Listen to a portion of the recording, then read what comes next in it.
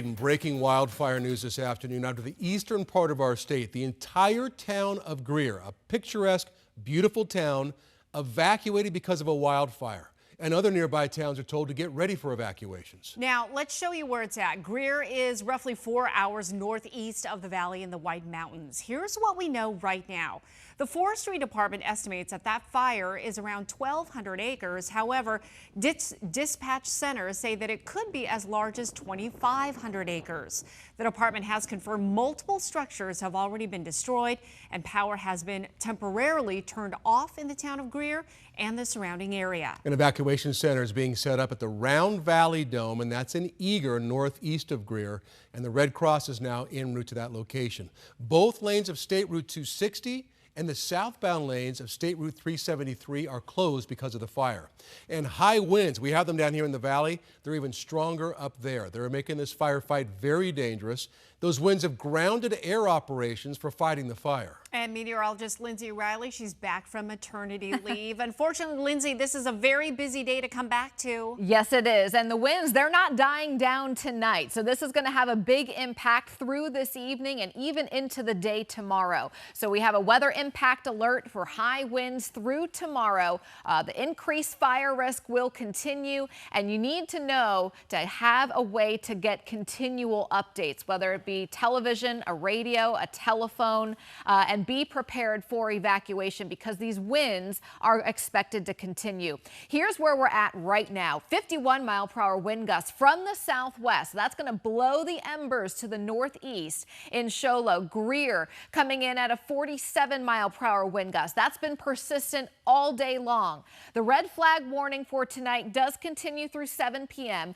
As of right now, it has not been reissued for the day tomorrow, but it's still going to be windy, and we still will have an increased fire risk for the day tomorrow. Here's the latest wind advisories, as you can see, along the Little Colorado River Valley, outside of Flagstaff, crossing I-40. That's where we could have a couple gusts up to 70 miles per hour. This is the sliver here where we're expecting some of the windiest conditions in the state. On the fire lines out in Greer, notice the windy icon all evening long. Temperatures in the 50s and 60s. Even around 8 o'clock tonight, the sustained wind will be over 20 miles an hour, but we'll still be seeing those wind gusts in the 40+ mile per hour range. That's going to continue overnight.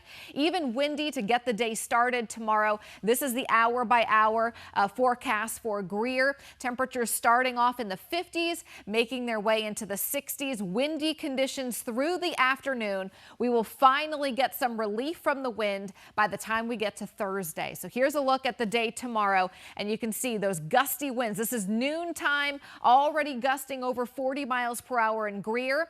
But then look what happens by Thursday. Calmer winds moving in, temperatures falling. This is noontime on Thursday. A big improvement. So that's when we'll start to see the firefighting efforts get a little bit easier later in the week. Tram. All right, and joining us now is meteorologist Chris Dunn, who's also a pilot. Chris, we talked about these planes being grounded because you're looking at gusts up to 70 miles an hour.